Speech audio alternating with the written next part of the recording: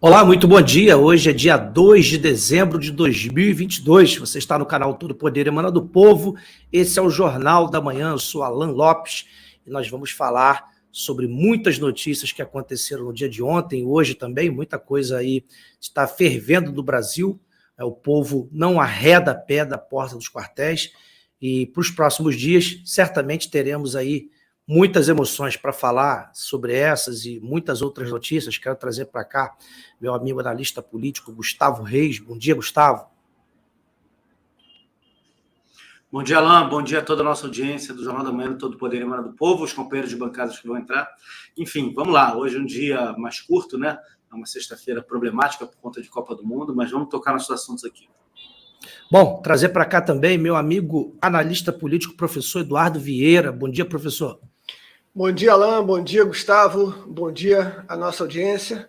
Bom dia ao nosso querido amigo que entra em breve. Hoje é um dia para a gente discutir notícias e falar um pouco também sobre a convergência muito particular de fatos que estão apontando para boas notícias. É isso aí. E trazer para cá também nosso amigo analista político, Mauro Spinelli. Como vai, Spinelli? Bom dia, Alain, Gustavo, professor Eduardo. Sempre um prazer estar aqui com vocês. Um grande abraço a toda a nossa audiência. Bom, já vou começar logo aqui falando de uma notícia que tem muito, mas muita coisa para a gente discutir sobre essa notícia, porque esse é o retrato do novo Brasil e vocês vão entender o que nós estamos falando. CNN demite mais de 120 profissionais. A emissora de Rubens Menin nunca deu lucro e despesas em 2022 foram o dobro do faturamento. Vou repetir. A CNN, desde que inaugurou no Brasil, nunca deu lucro e as suas despesas, só em 2022, foram o dobro do seu faturamento. Vou começar a ler a notícia aqui, para depois passar para os nossos colegas. A CNN Brasil demitiu mais de 120 profissionais nesta quinta-feira, dia 1º de dezembro, incluindo apresentadores, repórteres e analistas. Além dos cortes, a emissora também fechou a filial no Rio de Janeiro. Muito obrigado, a gente agradece, CNN. Continuam a operar as sedes em São Paulo e em Brasília. Monalisa Perrone, uma das principais jornalistas da empresa, foi demitida. Leia a lista dos profissionais que já tiveram o desligamento confirmado. Monalisa Perrone, Glória Vanik, Sidney Rezende, Roberta Russo, Marcela Raal, Fernando Molica, Kenzo Matida, Alexandre Borges, Heloísa Vilela, Isabela Faria, Danúbia Braga, Bruna Osterman, Lucas Câmara, Frank Alcântara, João Barreto. Esses nomes, óbvio, são os nomes mais conhecidos, né? Que aparecem ali na TV, os analistas da CNN. O processo de demissão durou cerca de 12 horas para que todos os profissionais fossem desligados. A ideia era fazer tudo de uma vez em apenas um dia, pois a emissora acha que assim o trauma seria mais bem absorvido pelos funcionários que seriam mantidos. Vou começar com você, Gustavo Reis. Interessante, né? Hoje, quando eu vi essa notícia, logo assim que acordei, eu fiquei pensando, o Brasil mudou. Porque agora, aquilo que não presta, aquilo que é porcaria, o povo rejeita. Mas teve uma coisa que me chamou a atenção. O conteúdo dessa gente não presta há muito tempo. Mas por que durante muito tempo ficou no ar? Porque tinha verba pública, verba do povo, verba que o governo federal, nos governos do ladrão, injetavam nessas emissoras. A verdade é que nenhuma delas nunca se sustentou do seu produto, porque o povo rejeita. Mas mais do que nunca, depois desses 4 anos, O povo acordou, despertou, se engajou com política, e quando vê essa canalhada toda na TV, bostejando, a cretinice que eles falam, as distorções que eles fazem, o povo vomitou essa gente toda. E agora, os lacradores foram para casa, né? Porque diz a frase que quem lacra não lucra, né, Gustavo? Pois é, a gente tem uma série de pontos para analisar em relação a isso daí. Muitos pontos. Começar por aquilo que você falou da verba pública. A verba pública, muitas vezes, ela é direta, muitas vezes ela é indireta. Não estou acusando o dono da empresa de ter feito os negócios aí escusos na época do PT, mas o dono da empresa fez com que a sua empresa, a construtora MRV, se tornasse a maior construtora do Brasil com o programa Minha Casa Minha Vida na época do PT. Foi ele quem fez a CNN, foi ele quem trouxe a CNN no Brasil, no primeiro momento associado com um jornalista, alguém que tinha experiência no mercado, depois ele comprou os 100% das ações, das participações da empresa, e aí, agora, passado o período eleitoral, depois dessa gente toda servir para fazer o serviço sujo, de ficar martelando contra o presidente, falando bem do outro lado, ficar fazendo um clima... por menos audiência que tinha, mas muitos desavisados passavam por lá, depois de fazer todo esse clima contra o presidente Bolsonaro, eles foram cuspidos e escarrados, né? Não servem para mais nada, todo mundo agora na Rua da Amargura. Vão lá correr agora atrás de um futuro governo do PT, se é que ele vai existir, para arrumar uma vaguinha na EBC, ou arrumar dinheiro para fazer blog, que nem, por exemplo, o Sidney Rezende, que tinha uma agência de notícias, o SRZD, não sei se ela continua, mas com certeza não tem mais o vigor que tinha antes, na época dos governos de esquerda. Essa gente é assim. A esquerda é assim. Ela usa, depois que usa, ela cospe. E esses aí, que foram verdadeiros idiotas úteis do sistema durante muito tempo, fizeram serviço, trabalharam direitinho, como soldados fiéis, atendendo aquilo que o Allende, né, falou sobre o jornalista de esquerda, que ele não tem compromisso com a verdade, ele tem compromisso com a revolução, ajudaram a fazer a revolução e agora são cuspidos e escarrados. Desde 1917 assim. Todo mundo que ajudou a fazer a revolução para colocar um maldito no poder na União Soviética, muitos daqueles, de todos aqueles que fizeram, muitos daqueles, a grande maioria daqueles foram depois cuspidos, escarrados e perseguidos. Bem feito. Nesse time que você leu aí, tem gente aí que é intragável, e tem gente, acredite se quiser, que conseguiu luz falando bem do presidente ou falando bem da direita conservadora. Tomou o que merece, recebeu o que merece. Eu me lembro, professor Eduardo, que no início da CNN, né, ela tentou, digamos assim, né, ser imparcial, né? Tentou trazer um time de analistas mais pragmáticos, mais alinhados à direita, e botou uns mais progressistas. E aí, logo no início, a gente via a avalanche que era, avalanche, né? Porque os analistas de direita engolia. Aliás, é bom que se diga, né? Vou aqui lembrar até o Canuto, que ele sempre diz isso, nenhum analista político de esquerda aguenta um debate com um analista político de direita. Óbvio, né? Porque não tem como contestar essas verdades. E aí eu me lembro que no início nós tínhamos o Caio Coppola, que incomodou muita gente, jantou muita gente, e ele falava, né? Ele expressava, mostrava a hipocrisia de muita gente na TV, caiu. Nós tínhamos a Renata Barreto, né? Aquela economista, né? Uma loura, sempre estava lá, também engolia os canalhas da esquerda, eles foram lá e derrubaram. Né? Depois colocaram uma outra professora, que eu esqueço o nome dela, Gisele, não sei das quantas, né? Que também era um pouco mais coerente, também jantava os caras da esquerda. Aí, do lado direito, do lado esquerdo, tinha, né, aquele Augusto Botelho, né, que foi eleito agora, da esquerda. Tinha aquele outro gordinho, aquele outro professor também, eu esqueço o nome dele, professor de direito, depois se vocês lembrarem aí, vocês me falam. E começaram, né, e todos eles foram jantados, todos. Chegou uma hora que a CNN esquerdou de vez. Aí colocou Molica.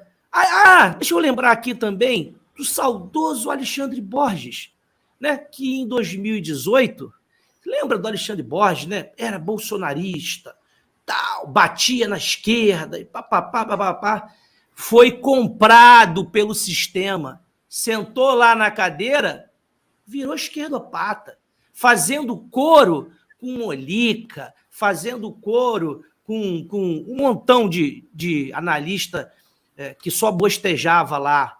Tá onde, Alexandre? Tá em casa? Ó, o choro é livre. O que ficou provado, né, professor, é que não adianta. O povo não tolera, não compactua, não é receptivo a esse tipo de jornalismo canalha. E tá aí, que sirva como lição para as outras emissoras. Porque outro dia eu estava almoçando, né? Era aqui, ó, o Valdeci está lembrando aqui, ó.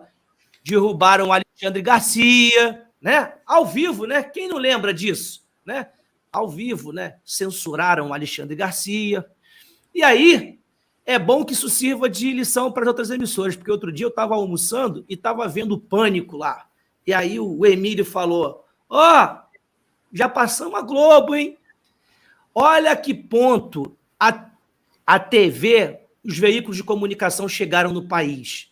Estão perdendo para todos os conteúdos decentes, honestos, que analisam fatos, porque eles são canalhas. Mesmo com todo o canhão que eles têm por trás deles, com muita propaganda, com muito equipamento, estão no fundo do poço. Isso é a reprovação do povo para um conteúdo tão nojento, né, professor? Exatamente. O povo detesta traição e o povo detesta mentira. É uma coisa muito simples. E as mentiras estão ficando tão claras e as traições estão ficando tão escabrosas que essa turma vai ter muita dificuldade no futuro. É uma coisa de uma ausência de profundidade de caráter, né, enorme, porque a pessoa literalmente troca a sua, aí sim, reputação, né? Não estou me referindo ao tipo de reputação que o Moro se referia, né? Estou me referindo à reputação verdadeira de uma pessoa íntegra que realmente trabalha consistentemente na busca da verdade, e o cara joga a sua reputação no lixo para conseguir 50 centavos que vão durar alguns meses, né? Como é que pode um negócio desse? Isso se explica pela falta de profundidade de caráter, que também se explica, né, pela, vamos dizer assim, pela ausência de conexão com a estrutura vertical de autoridade transcendental. Isso acaba caindo tudo nisso, né? Vocês podem achar que eu me repito, poxa, o Eduardo está falando disso de novo, mas a questão, cara, é que o cerne do bem, né, o cerne da honestidade, ele está pendurado em cima da nossa hierarquia. Sem hierarquia, você vai ser bom por quê? A quem você presta contas se o ser humano está no topo da estrutura, vamos dizer assim, metafísica transcendental? Se você é um materialista, por que você não vai fazer isso? Né? O que vai te impedir de trocar o seu caráter por 3 tostões? 3 tostões são um benefício concreto. O seu caráter não faz diferença. Então, a gente fica numa situação onde fica claro você perceber, né, quem tem estofo de caráter e quem não tem. E é óbvio que, em qualquer situação, como o professor Olavo já dizia, a personalidade do homem é a maior força no planeta Terra depois de Deus. E quando você troca de posição desse jeito, você está abrindo mão fundamentalmente da sua personalidade. Ou talvez você esteja expondo uma ausência completa de personalidade, né? Então, é óbvio que você está abrindo mão do que você poderia ter de melhor para contribuir, né, com a sociedade. E o seu caminho, meu amigo, fica curto, fica trôpego e você não tem como ir para lugar nenhum. E é por isso que, por exemplo, um trabalho como o seu aqui, Alan, cresce, porque aqui foca-se na verdade, mantém-se uma coerência, né, uma estrutura, com todas as vicissitudes que isso possa causar. Às vezes pode haver um engano e ver a correção. Quer dizer, é uma coisa feita com integridade e honestidade. Isso gera continuidade, entendeu? Isso gera uma estrutura em cima da qual você pode construir. O cara que trabalha na mentira está frito. Eu não tenho pena, não. Tem que aprender uma lição. Quem sabe melhoram, né? E aí, né, Spinelli, Isso que sirva de lição também até para a Jovem Pan, né, que é uma emissora que a gente está sempre prestigiando, né, porque acabou dando uma... Né, a gente não sabe, não vamos julgar aqui, não vamos ser desonestos, né, porque a gente não sabe a pressão que eles estão sofrendo lá. Né? Então, mas eles claramente deram uma guinada no seu editorial, mudou muita coisa, colocou muita gente de esquerda, a gente não sabe qual é a pressão que eles estão sofrendo, mas está claríssimo uma coisa: quem for por esse caminho está fadado ao fracasso, porque o povo, que é o consumidor do produto, rejeita esse produto nojento, esquerdopata. Ontem eu vi uma entrevista em que eu achei muito legal o que o entrevistador falou. Ele disse o seguinte, ele entrevistando uma ex-jornalista da Globo, né, uma moça que acabou de sair agora da Globo, da área de esporte.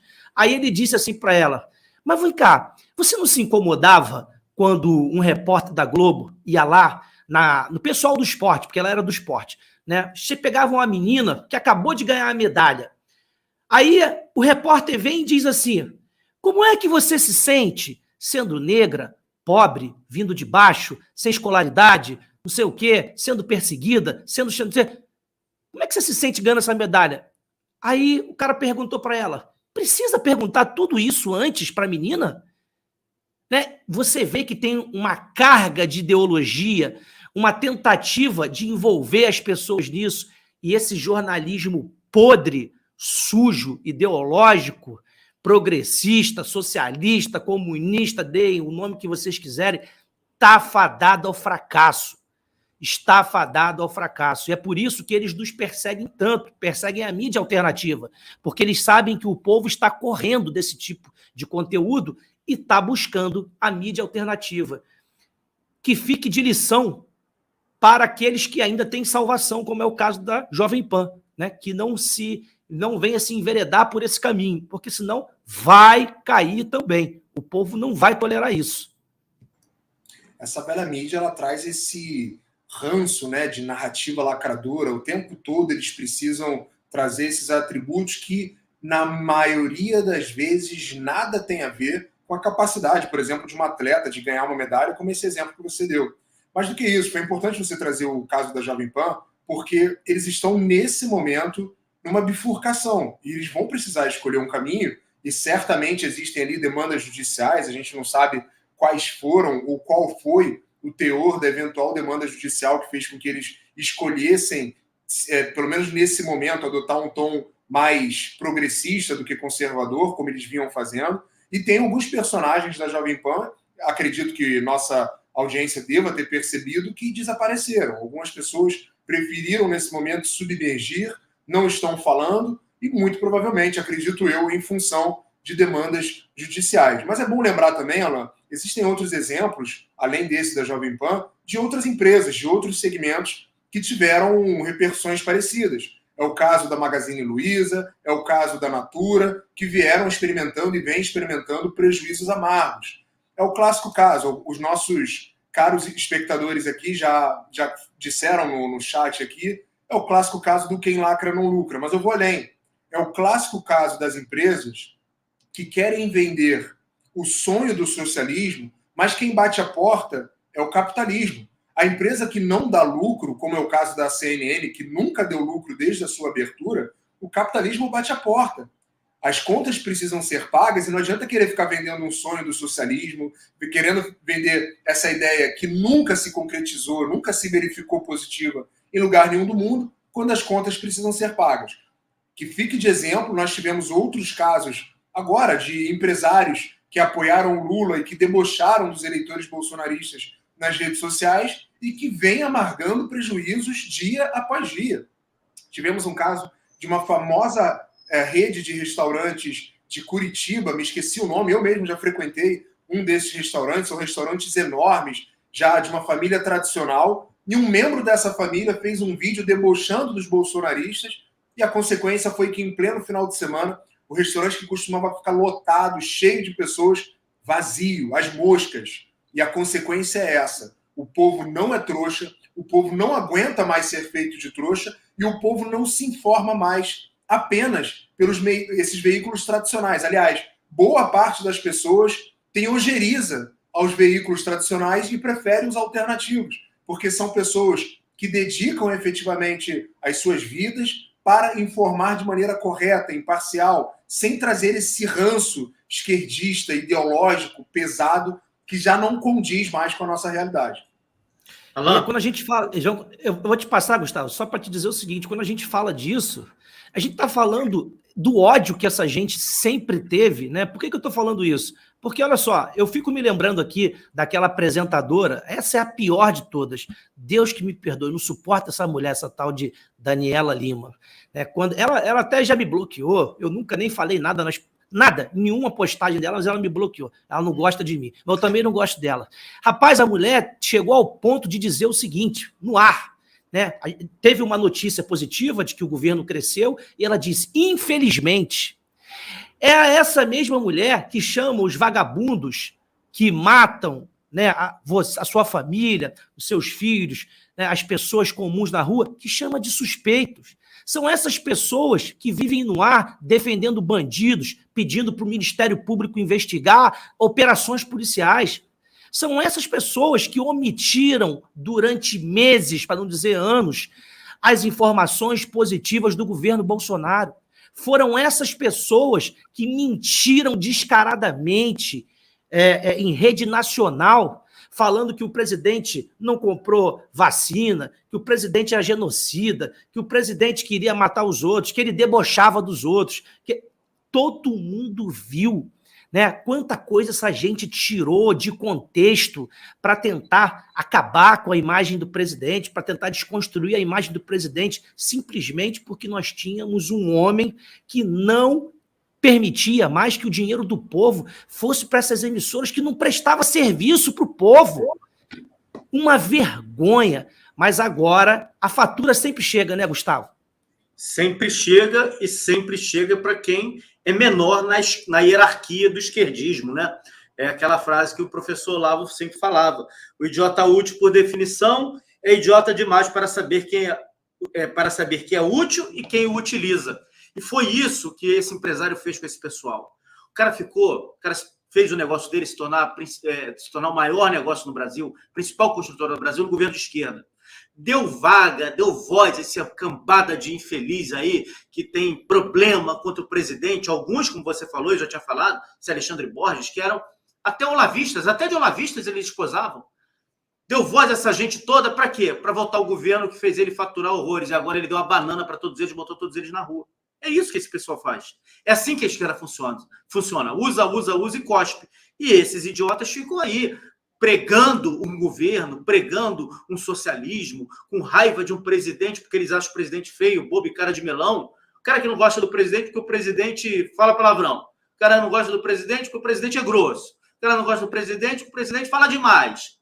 E não analisa o que o presidente faz de fato, está chamando o presidente de feio, bobo e cara de melão. É um idiota, um infantil, um imaturo, que não pesa, não se atém à realidade das coisas. Então, essa galera fez isso daí. Por exemplo, esse Alexandre Borges aí que vocês citaram, era o grupinho, era o triozinho. Ele, o Andreasa, que era editor da Record, e o Felipe Moura Brasil, que fez um livro em relação ao Olavo de Carvalho. Trabalhou, se dedicou. Não acreditavam em nada, não gostavam de nada, achavam só que era um nicho de mercado, que iam faturar em cima, realmente faturaram. Mas idiotas que são, não notaram o bem que eles estavam fazendo para o Brasil. Essa consciência que o brasileiro tem hoje, essa noção de política que o brasileiro tem hoje, é graças ao trabalho do professor Olavo de Carvalho, que criou uma série de alunos, que criou uma série de pessoas que assimilaram seu conteúdo, que repassam para outras pessoas em outra linguagem, e hoje o brasileiro se dedica, estuda e percebe o que a gente vive graças a eles. Graças a ele. E esses idiotas fizeram esse trabalho. Esses idiotas que com um mês de governo viraram oposição. Por quê? Queriam mamar. Não pensavam no Brasil, nunca pensaram no Brasil. As empresas de mídia sempre foram usadas assim. Sempre foram usadas assim. A própria Jovem Pan, vejam só, no período pré-eleição ao presidente Bolsonaro, quem fazia pressão contra o PT, quem batia no PT, quem não aceitava o PT de jeito nenhum e teve que engolir o presidente Bolsonaro e falava bem do presidente Bolsonaro naquele meio do caminho, era Vera Magalhães, Carlos Andreasa, esse Alexandre Borges, que de vez em quando dava pinta lá, Felipe Moura Brasil, Reinaldo Azevedo, Joyce Halsemann, todos eles querendo o quê? Tirar proveito, pegar carona, usar o presidente como um cavalo de Troia. Caíram todos eles do cavalo. Por que eu estou falando isso? Porque é importante a gente entender quem realmente apoia algo de forma séria ou quem só quer pegar carona. Eu falei aqui o nome de uma meia dúzia, quase 10, que só fizeram isso. Eram bolsonaristas de primeira hora, eram conservadores de primeiro momento. E, infelizmente, esse ano nós tivemos muitas pessoas assim. As pessoas de direita que estão falando aí que vai ter oposição no governo, que o presidente, é bom o presidente pensar o seu realinhamento, ou que o presidente precisa vir a público de qualquer jeito falar, porque... Abre o olho, hein? Abre o olho. Não cai na conversa dessas pessoas. É cego querendo guiar cego. É gente mal intencionada querendo fazer com que a gente esmoreça. Não dê voz a esse tipo de pessoa. E aí, né, professor Eduardo, eu estou vendo um movimento entre o povo, um movimento espontâneo, em que as pessoas estão fazendo o quê? Estão dizendo o seguinte: vem cá, essa empresa aqui é lacradora? Essa empresa aqui está falando besteira do presidente? Essa empresa aqui está falando contra o povo brasileiro? Não vou comprar mais nela não, porque eu tenho outra alternativa. Do outro lado da rua ali tem um concorrente. Por que eu preciso comprar essa empresa aqui? Aí tem um monte de gente, tem um monte de esquerdinha desesperado. Ah, vocês estão fazendo como os nazistas. Não, o povo tem o direito de escolha. Ele escolhe consumir o que ele quiser. E você que é lacrador, você que é defensor de bandido, você que apoia esses governos sacanas, como foi os governos do PT, que levaram o país para o fundo do poço, você vai chegar a sua fatura. O povo também vai vomitar você. Não pensa que é só a CNN que vai pagar o pato, não. Não, queridinho. Você sacaneou o povo, você fez videozinho gozando da cara do povo, zombando do povo, o povo também vai vomitar você. Porque o mesmo chocolate que você vende ali, do outro lado da rua tem um outro cara também que vende que não faz isso com o povo. A mesma padaria que vende o pão ali, que o cara foi lá, fez videozinho, sacaneou o povo brasileiro, do outro lado da rua também tem outra padaria que tem um cara decente lá que não fez isso. Então, muita gente vai começar a sentir na pele, e isso aqui é um movimento do povo, são as pessoas que estão fazendo isso. Eles pensam que não existe alternativa, que eles são a última bolacha do pacote, mas eles estão descobrindo que as pessoas mudaram, o raciocínio mudou, e está todo mundo indo para o fundo do poço, para o buraco. A sociedade vai conhecer um novo Brasil, professor, já está conhecendo, e eles estão desesperados com esse novo Brasil que está surgindo, porque quem vai comandar esse novo Brasil, quem vai governar é o povo, em que pese nós estarmos enfrentando uma luta ferrenha, né? E aqui, diga-se de passagem, a gente precisa dizer, a gente não pode ter medo, não. A gente não pode ser fraco, não. Vou mostrar uma coisa para vocês aqui, ó. Vou mostrar aqui. Vou tentar mostrar rápido para não mostrar meus dados. Hoje pela manhã, ó, tá aqui, ó. Vou tentar mostrar só isso aqui, ó. Tá aqui, ó, para vocês verem. Vê se dá para vocês verem aqui, ó. Dá para vocês verem aí, ó? Dá para vocês verem? Esse é Tribunal Superior Eleitoral. Brasília. Tá aí, ó. Eu recebi hoje. Recebi aqui um enquadramento do TSE. Bateram aqui na minha porta e me meteram um processo, né? Me meteram um processo? Não, vocês já sabem, né? Eu estou usando as palavras certas aqui para evitar mais problemas. Mas, enfim, eu fui enquadrado pelo TSE. Hoje pela manhã, né, bateram aqui na minha porta e o TSE mais um processo contra mim. O que é? Não sei se é sigiloso, vai ver. Mas eu estou aqui, porque eu acredito nesse novo Brasil. Eu acredito nessas pessoas que se levantaram. Eu acredito nesse povo que está lá na porta dos quartéis, eu acredito. Por isso que eu me junto a eles. Sabe onde eu estou vendo o jogo da Copa? Lugar nenhum, que eu não estou vendo. Depois é que eu fico sabendo o resultado. Eu fico lá com o povo.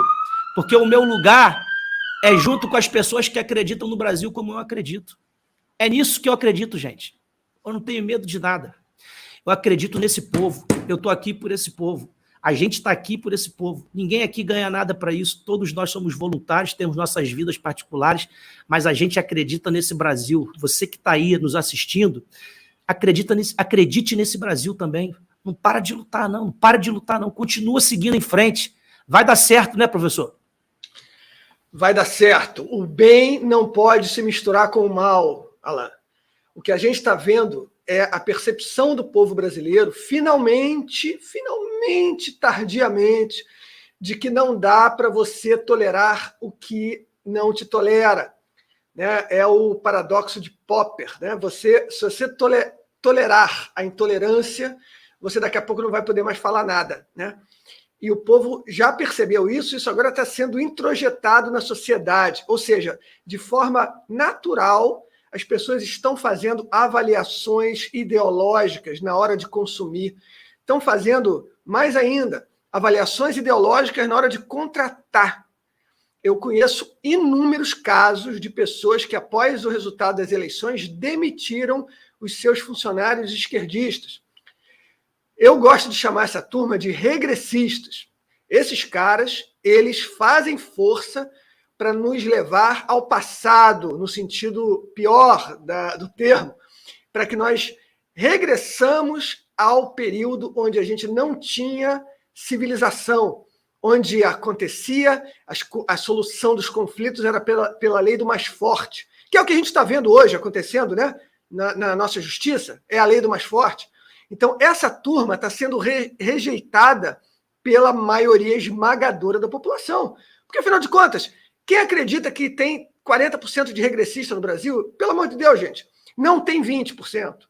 E essa turma, que sempre fez muito barulho, sempre foi muito arrogante, porque sempre controlou todos os meios do establishment, está começando a ser negada pelo povo na ponta.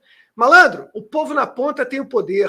Se o povo resolve não comprar mais na Magazine Luiza, acabou a Magazine Luiza, acabou. O povo resolve não comprar mais na Natura, acabou a Natura, acaba, fecha as portas, tranca, acabou a falência. Quer dizer, esse poder está começando, a gente só começou, tá, gente? Esse é um processo inexorável. A gente começou a determinar quem vai sobreviver economicamente dentro da nossa sociedade, porque, afinal de contas, a sociedade é nossa. Eu repito, o Brasil tem 85% de cristãos, o Brasil é o maior país católico do mundo, o Brasil é o maior país espírita do mundo, e o Brasil está caminhando para se tornar o maior país evangélico protestante do mundo. E quem não se adequar às demandas de cosmovisão da sociedade brasileira vai parar de receber dinheiro dessa sociedade. Não tem nada mais justo do que isso. Isso é a parte boa do capitalismo. Vamos filtrar o mal. E para quem diz que boicote equivale a cancelamento e perseguição, está muito enganado. Boicote é uma coisa honesta de se fazer. Cancelamento e perseguição é quando, por exemplo, contratantes meus recebem e-mails de ativistas de esquerda dizendo para não me contratar, porque eu mentirosamente estaria sendo preconceituoso ou qualquer coisa assim. Já aconteceu várias vezes. Isso é cancelamento. Agora, se você não quer me contratar porque eu ajo de forma ideológica no meu trabalho, tudo bem. Só que não é verdade, né? Então, a diferença entre o bem e o mal normalmente está escorada em alguns princípios. Um deles é no princípio da honestidade. É um ponto de maturação do povo brasileiro. Nós estamos caminhando na direção realmente da formação de uma sociedade mais sadia. Afinal de contas, né, eles têm 60 milhões de eleitores, não tem? Por que estão assustados, né? Vocês têm 60 milhões de eleitores. Por que vocês estão desesperados aí? Por que os 60 milhões de eleitores não estão dando audiência para a CNN? Estranho isso, né, rapaz? Os caras têm 60 milhões só de eleitores. Eu falei só de eleitores. A CNN está falindo. As empresas esquerdistas estão chorando, os donos estão chorando. Os bolsonaristas estão perseguindo a gente. Mas cadê os 60 milhões, rapaz? Não precisa nem chamar o resto da população, não. Chama só os 60 milhões de eleitores. Já pensou 60 milhões de eleitores se juntando para comprar alguma coisa? Vai dar certo. Magazine Luiza vai arrebentar, Riachuelo vai arrebentar, não sei quem vai arrebentar. Riachuelo não, desculpa. Natura vai arrebentar, babá. Ué, chama lá a galera. Cadê? Não tem não? Os 60 é só na maquininha? É só virtual? Ah, tá bom. Então vocês vão ter que engolir o povo brasileiro, que é o dono disso aqui. Aliás, o povo brasileiro quer ouvir isso aqui, ó. Aliás, isso é uma marca desse jornal. Desde que eu criei esse jornal, eu falei, né, o Gustavo está aqui comigo desde o início, desde o primeiro dia. Eu falei para ele, Gustavo, a marca desse jornal vai ser falar aquilo que a velha mídia canalha não fala. E todos os dias, desde que iniciou esse jornal, nós falamos as ações positivas do governo Bolsonaro. Essa imprensa canalha, cretina, contou mentira, vendeu mentira para o povo. Em qualquer país desse planeta, ou de qualquer outro planeta, que tivesse um presidente que fizesse o que o Bolsonaro fez, eu vou dizer para vocês, só esse ano, nos primeiros 10 meses de 2022, nós já geramos mais de 2.300.000 empregos. Só esse ano. Ano passado foi 3 milhões de empregos. Nós pegamos o país com quase 15 milhões de desempregados. Estamos chegando a 8,5 milhões de desempregados. O PIB do Brasil cresceu só esse ano pela quinta vez consecutiva. É isso. Na quinta vez consecutiva, o PIB do Brasil cresceu. Nós somos o país que tem a quarta menor inflação das 20 maiores economias do mundo. Que país, me aponte, que país que tem um governante como esse, que faz isso que o Bolsonaro fez, perderia uma eleição, a não ser que fosse por outros meios óbvios, como a maquininha, todo mundo sabe. Em nenhum país que você tivesse um governante como esse aqui, esse que fez uma mudança e que todo dia a gente tem uma notícia positiva para falar, e vou falar de uma agora, tá aqui, ó. Tá aqui, ó. Produção industrial cresce em outubro. Em 2022, no acumulado do ano, o setor já cresceu só esse ano, mais uma vez. É a quarta alta seguida. Está aqui, ó. Sempre crescendo. A gente já falou aqui do setor de serviços que cresce, indústria que cresce, tudo nesse país cresce. Tudo. PIB cresce, emprego cresce, mas para a mídia canalha, isso tudo é desesperador. Eles não têm coragem, eles não têm amor, eles não têm patriotismo, eles não têm sequer honestidade de falar a realidade do que acontece nesse Brasil de verdade. É por isso que tem uma multidão nas ruas que não vai arredar a pé. É por isso que o povo decidiu lutar e não vai entregar o seu país por conta desses números. Porque nós temos um presidente honesto, um cara que foi testado e aprovado, um cara que levou o Brasil aos patamares jamais vistos. Porque no passado nós vivíamos nas páginas policiais com Lula, Dilma, etc., né, Gustavo? Pois é, né, Alan? Pois é. Nós tivemos, né, a população brasileira, boa parte da nossa geração, passou aí seus 20 anos, 30 anos, num país que não crescia, num país que não tinha futuro, num país que só tinha problema. Depois, por uma estabilidade da moeda que não foi privilégio nosso, os globalistas estabilizaram a moeda no mundo inteiro. Todos os países tinham problema de inflação. De repente, num período aí de 4, 5 anos, todo mundo deixou de ter inflação. Todo mundo. Nesse período que nós tivemos a estabilidade da moeda, que trouxe uma vida melhor para a gente, que trouxe uma condição de vida, de planejamento financeiro, etc. e tal, mas a gente não tinha crescimento, juros altíssimos, as empresas quebrando, uma quebradeira no setor industrial brasileiro, o país se desindustrializou. Paulo Guedes cansou de falar isso aí. Eu fiz parte de um setor que sofreu muito com a concorrência desleal chinesa, o Alan também. Quantos amigos que nós tivemos aí durante a nossa infância, durante a nossa juventude, que o pai tinha uma indústria pequena, trabalhava numa indústria disso, daquilo, acabou tudo com essa gente, tudo. O país viveu um arraso. E num governo que teve 3/4 do seu governo diante de crises internacionais seríssimas, que não eram crises internas, crises internacionais seríssimas, pegando um país completamente quebrado, destruído, saqueado, desestruturado, consegue apresentar resultados de economia tão bons assim. E aí a gente olha para trás, né? Como é que pode ter perdido a eleição? Como é que pode ter perdido a eleição se, como o Alan bem falou, esses canais não têm audiência? Se essas televisões não têm audiência?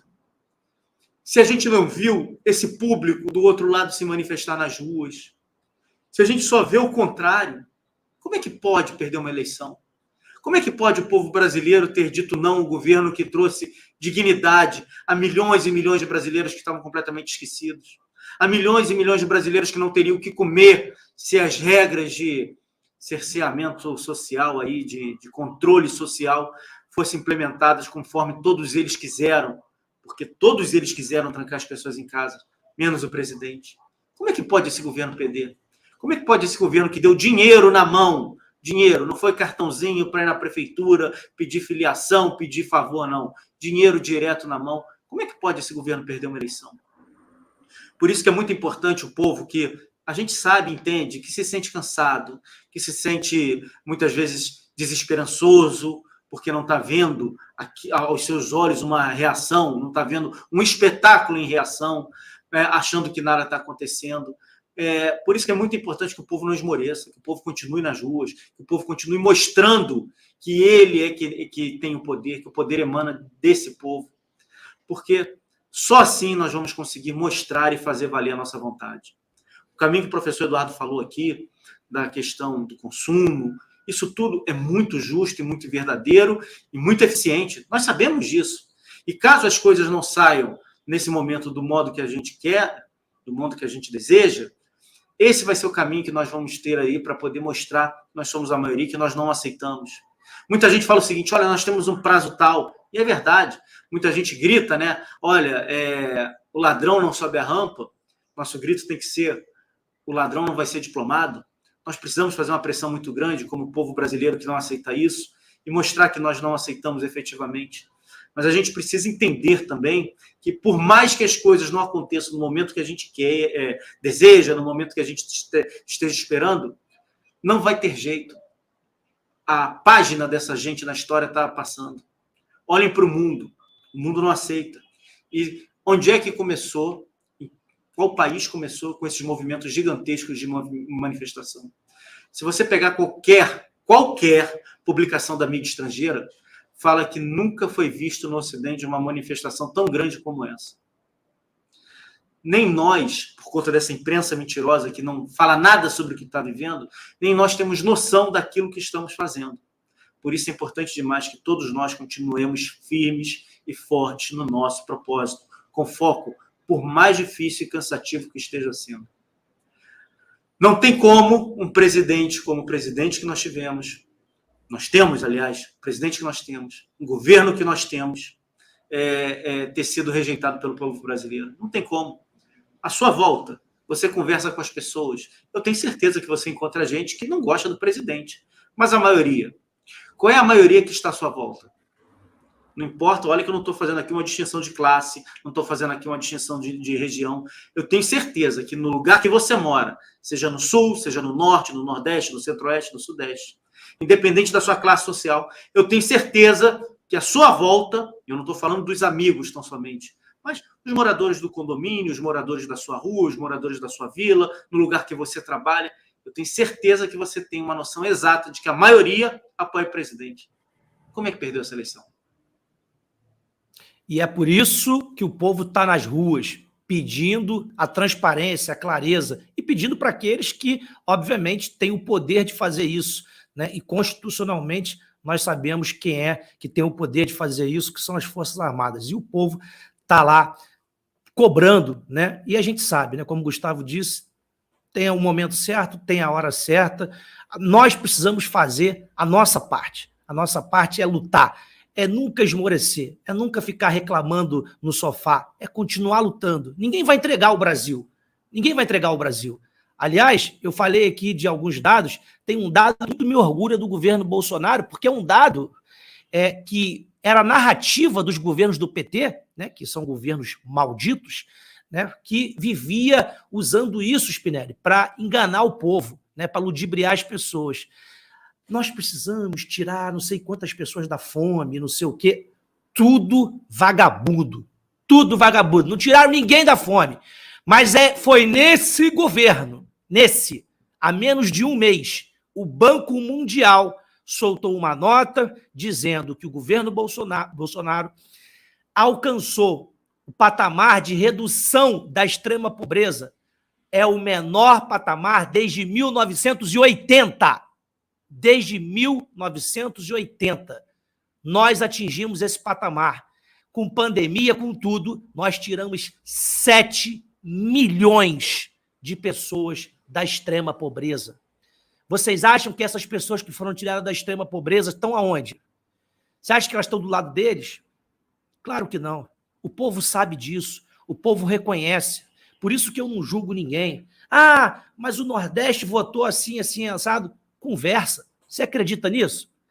Você acredita nisso? Eu li para vocês aqui uma matéria, mais ou menos, acho que não tem uma semana, que mostrava que em 1994, o ladrão, na Folha de São Paulo, acusou fraude e disse que no Brasil desviar 2 ou 3 milhões de votos é mais fácil do que tirar pirulito da boca de criança. E aí ele diz que lá na Bahia e no Piauí tinha mais... como é que foi que ele disse? Tinha mais morto do que eleitor. Né? Alguma coisa assim, que eu não me lembro agora. Enfim, vocês estão aí, depois me corrijam, falem, pode falar, me corta.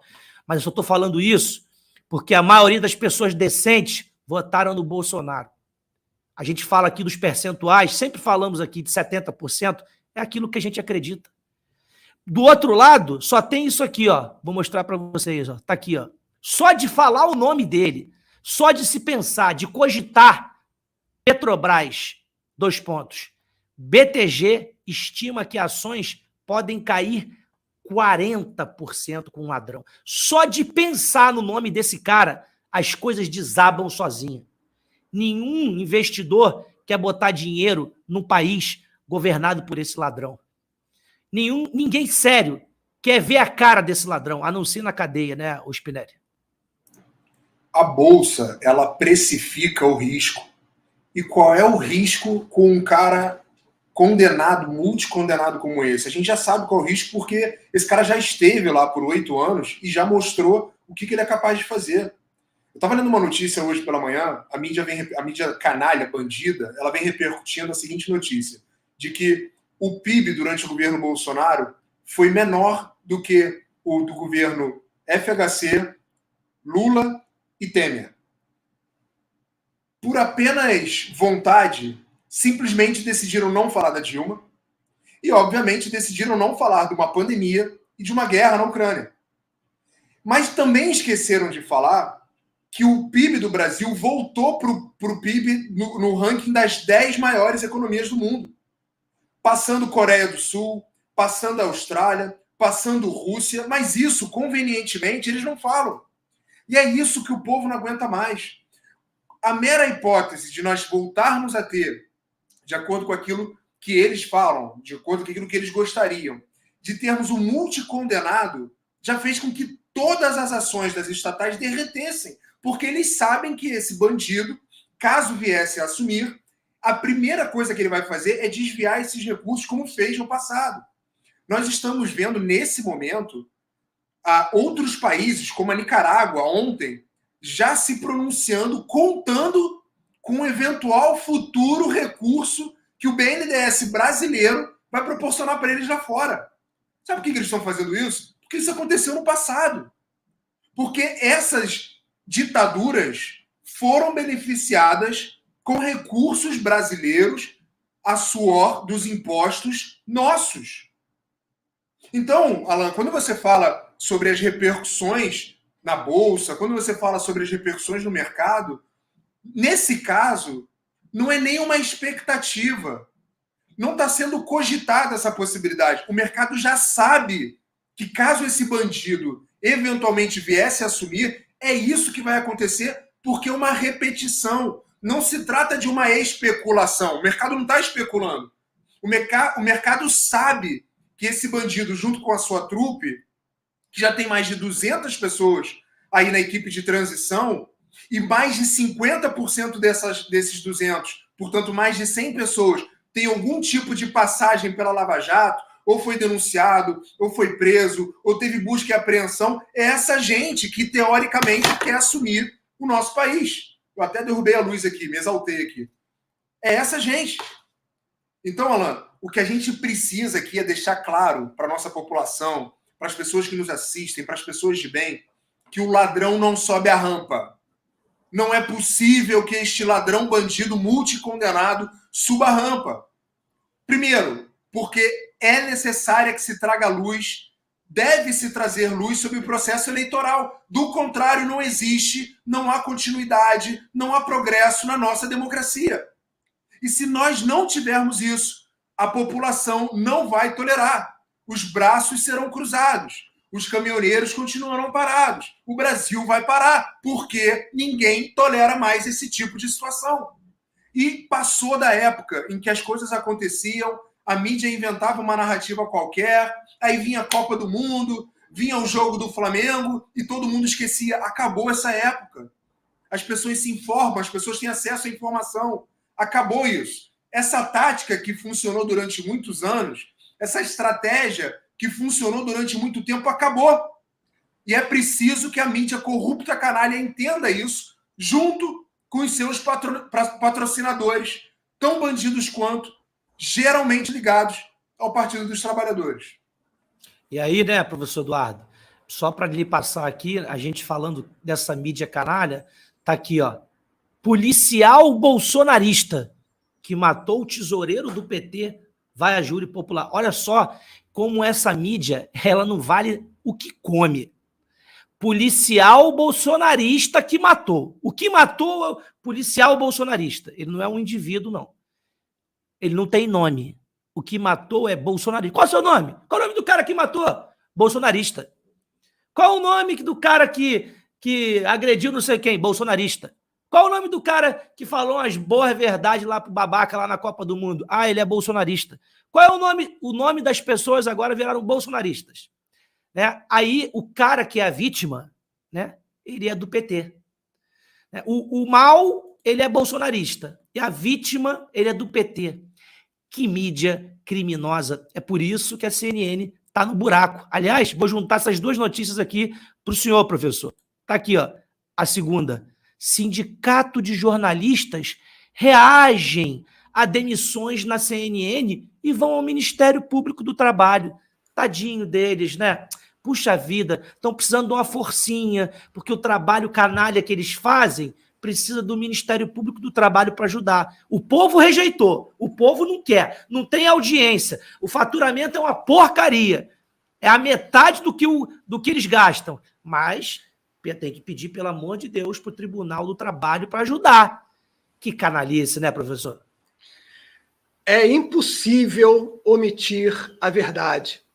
Por mais que essa turma trabalhe para empurrar uma mentira para cima da gente, é impossível omitir a verdade. É uma tarefa vã. É que nem você tentar esvaziar um bote que está cheio d'água com uma peneira. Não vai conseguir. Eles focam em cima do termo bolsonarista para tentar sempre conectar alguma coisa ruim ao eleitor do Bolsonaro. Né?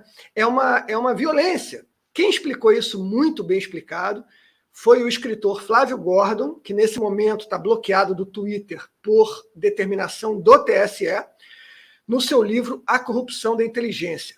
Ele detalha direitinho todas as técnicas e estratégias de manipulação do pensamento através de uma retórica cuidadosa e canalha, e que hoje o povo brasileiro está conseguindo perceber com clareza. A capacidade do povo de perceber justamente a diferença entre a verdade e a mentira é o grande fator motivador da derrota que essa turma toda está tendo. A grande mídia está caindo não só por conta da sua insistência em se manter do lado errado, né, do eixo da verdade e da mentira, mas também por conta da evolução do povo. O povo brasileiro não é mais um povo facilmente distraível, não é mais um povo que se deixa entreter completamente, se deixa distrair por firulas, por balelas, por trivialidades culturais, né? Como a Copa do Mundo, por exemplo.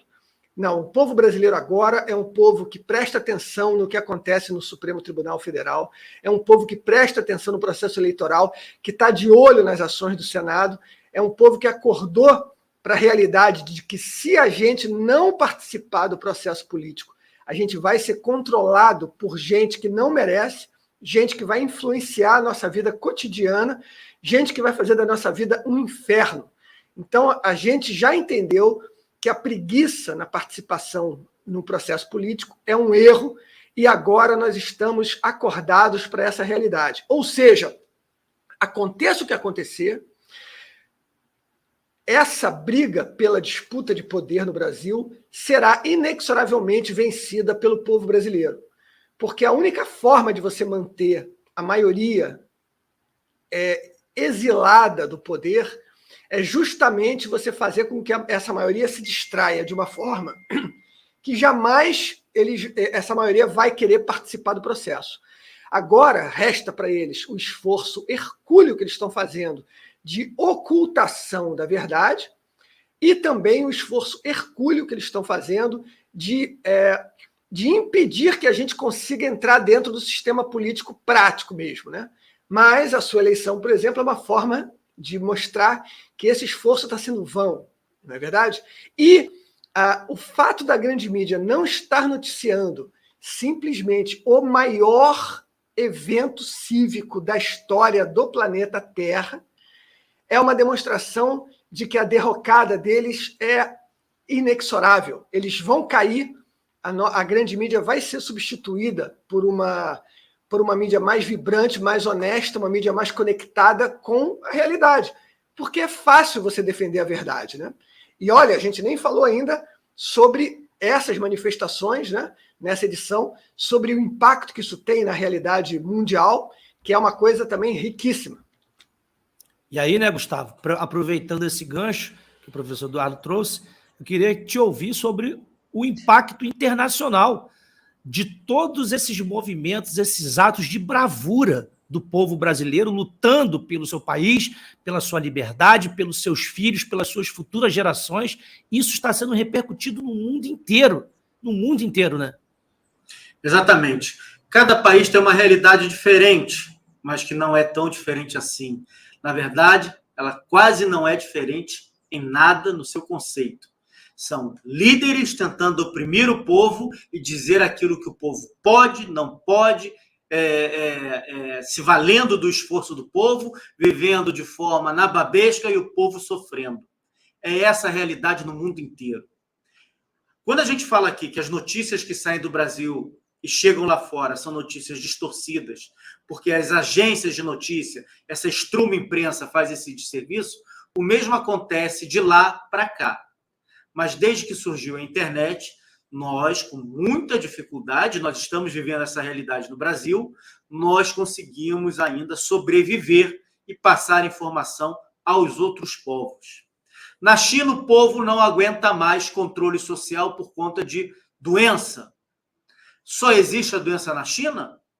Os chineses estão vendo imagens, por exemplo, da Copa do Mundo, onde não existe esse controle social, não existe problema nenhum. E por que esse problema existe lá? Porque lá as pessoas, e as imagens que chegam de lá para a gente, é de pessoas vestidas como se fossem astronautas por conta de uma doença terrível que pode dizimar a população. Sabe por quê? Porque na China é uma ditadura fortíssima, a economia da China passa sérios problemas e eles precisam frear o consumo. Então tem que trancar todo mundo em casa. E o chinês não aguenta mais isso. A ditadura na China não vai seguir em frente se depender do povo chinês, que não está nem aí para o controle. Olha que a China é campeã nessa tecnologia, mapeamento facial, saber quem é que está na rua protestando, quem não está, tem o cartãozinho lá no celular, o cara sabe a tua vida inteira. Eles não estão nem aí, estão lutando pela sua liberdade. Nós vimos imagens de Portugal, nós estamos vendo na América Latina inteira, apesar de toda a mídia não querer mostrar para a gente. No México, país tomado conta aí, tomado pelo tráfico de drogas, né? Tomou conta do México, tomado pela esquerda durante décadas, o povo foi lá para dizer não uma reforma eleitoral. Imagina, o que um governo de esquerda vai fazer numa reforma eleitoral, né? Imaginem só. Cuba, ano passado, tentou, mas lá já são 60 anos, né? 70 anos praticamente. Fica mais difícil de você fazer alguma coisa, mas lá eles também tentaram. Peru, Equador, O mundo inteiro não aguenta isso, não aguenta essa tirania. E o povo, por mais armas que eles tenham, por mais controle eles tenham, o povo sempre é mais forte do que essa gente. É aquilo que está no nosso hino da independência, né? Ou ficar a pátria livre ou morrer pelo Brasil. As pessoas estão começando a morrer pelo Brasil. A gente já tem vivenciado isso daí, a gente já tem visto isso daí. Já não aconteceu de esquerdista jogar carro em cima de pessoas que estão se manifestando? Vocês acham que eles vão conseguir controlar o povo? Não tem jeito. Eles podem conseguir tapar o sol com a peneira durante alguns meses, alguns anos, mas como disse o general Vilas Boas, que é chamado como general dos generais, um povo que luta pela sua liberdade jamais é vencido. E ele cita naquela carta lá, que não foi à toa, que a imprensa faz esse desserviço, tentando fingir que nada acontece. Olha, eu usei aqui, o Alan vai se lembrar, na época da eleição, a imagem do próprio general indo votar, né? Numa cadeira de rodas, um homem que vive, literalmente, por ajuda de aparelhos. Sabe quem estava na manifestação, quem foi flagrado na manifestação, e a esquerda até deu muito mais destaque nos canais de esquerda do que a própria direita? A esposa do general. Então, é impossível, na minha cabeça, nunca vai entrar que nada acontecerá. É impossível eu pensar nisso. O que vai acontecer e a forma que vai acontecer, talvez a gente nem saiba. Talvez nos bastidores eles consigam resolver alguma situação. Mas que algo vai acontecer, eu tenho certeza que vai. Portanto, não esmoreça. O mundo inteiro está se rebelando contra essa tirania global de uma meia dúzia, literalmente uma meia dúzia, que querem botar de joelhos centenas de milhões de pessoas. E aí o desespero deles é tão grande, Spinelli, que olha só o que eles estão fazendo para tentar perseguir as pessoas. Aliás, diga-se de passagem, tá? Quanto mais nós estivermos próximos dessa libertação, não se assustem com os episódios que virão. Os episódios que virão são episódios mais fortes. Se você está achando que vai melhorar, né, daqui até a resolução do problema, não. Vai piorar. A coisa vai estreitar mais, vai apertar mais. Depois que apertar, aí sim. Aguenta aí. Olha só o desespero deles. Renan Calheiros consegue assinaturas para PEC que amplia poderes do STF. Olha só que vagabundo esse cara. Um corrupto que já teve implicado em outro dia aí, ele estava com 23 processos no STF. Foi conseguir assinaturas para ampliar os poderes do STF. Olha só que bandido. A proposta legislativa concede à Corte autonomia para julgar infrações contra o Estado Democrático de Direito. Eles querem dar um poder para o STF maior do que o poder do povo, para, em nome de uma ditadura, eles usarem a palavra democracia e dizer fulano está atacando o Estado Democrático de Direito. Vocês acham que isso vai dar certo? Vocês acham que o povo vai se render a isso? Esquece. Agora, o que é interessante da gente saber isso aqui, ó? Agora não dá, porque a gente está com acesso limitado aqui. Mas eu vou buscar para vocês, e prometo trazer aqui amanhã, ou à noite, ou na segunda-feira, o nome dos bandidos que assinaram essa PEC, para que vocês nunca mais esqueçam o nome desses canalhas que assinaram essa PEC que deseja dar mais poder para o STF. Essas pessoas serão marcadas. Eles estão desesperados. Vocês já repararam como eles estão tentando criar leis para calar o povo? Sabe por quê? Você acha que tudo vai ser normal daqui para frente? Esquece. Quando uma pessoa do povo encontrar um bandido desse num restaurante, ele vai ligar o celular, ele vai ligar a câmera e vai gravar. E vai falar, aqui, ó, o safado, aqui, ó, o ladrão. Quando qualquer desses num avião, o cara vai ligar a câmera e vai fazer. Vocês acham que essa canalhada vai ter vida fácil? Não vai, não. O Brasil mudou. As pessoas estão entendendo o seu real poder. E não adianta, né, Spinelli? Esse autoritarismo, essa tentativa de implementar uma ditadura integral para calar o povo, porque o povo vai derrubar isso, né? Eu fico me perguntando, Alan, aumentar os poderes como? Quais são os poderes que hoje o Supremo Tribunal Federal não tem? O que eles querem? Qual é a novidade? Qual vai ser a inovação jurídica para esses caras? Porque hoje, na prática, eles já fazem tudo. Não há nenhum tipo de limitação hoje. O próprio TSE, que, por exemplo, deveria ter a sua função durante o período eleitoral, você mesmo é exemplo disso, hoje recebeu uma notificação fora do período eleitoral. E é isso. E a vida segue e o Brasil segue. O Renan Calheiros, essa figura catastrófica da nossa democracia, é o parlamentar com maior número de ações tramitando não, né? Maior número de ações no STF. O trâmite pressupõe que haja um movimento, que haja uma continuidade. E não há, porque no caso dele está tudo parado lá. E não à toa, ele é um dos fantoches do Supremo Tribunal Federal para tentar uma proposta como essa. Me parece pouquíssimo provável que essa proposta ande, mas deixa muito claro o intuito dessas pessoas de legitimarem algo que hoje não é legitimado. O que o STF está fazendo hoje é agindo fora das tais 4 linhas que o nosso presidente sempre fala. Está agindo fora da própria Constituição de maneira mais clara, mais arbitrária possível. E o que se pretende com uma PEC dessa é legalizar, é trazer esse revestimento oco de legalidade para essas ações que eles vêm tomando. Para quem não sabe, para a nossa audiência aqui, a tramitação e a aprovação de uma PEC, de uma proposta de emenda à Constituição, ela é mais burocrática e em números superiores a uma simples aprovação de um projeto de lei, por exemplo. A gente está falando aí de 3/5 da Câmara que precisariam. Isso são 308 deputados. E é necessária discussão nas 2 casas em 2 vezes. Me parece pouco provável, especialmente por alguns motivos. Primeiro, por uma questão de prazo para aprovação. E, ficando essa proposta para a próxima legislatura, justamente em função dessa mudança da composição, me parece que não seria aprovada, mas, honestamente, do nosso legislativo, eu não duvido nada. Eu vi, por exemplo, há poucos meses, todos nós vimos, por exemplo, há poucos meses, os parlamentares da Câmara dos Deputados aprovando e ratificando a prisão do Daniel Silveira, por exemplo, algo que eu considerava inimaginável. Sabemos que foi por pressão do STF, sabemos que o STF agiu em primeira pessoa para fazer com que essas pessoas, esses parlamentares mudassem os seus votos, e nada impede que isso venha acontecer com uma PEC como essa. Por isso, fico reticente, em primeira análise, de saber se efetivamente esse troço, essa aberração aí, andaria ou não.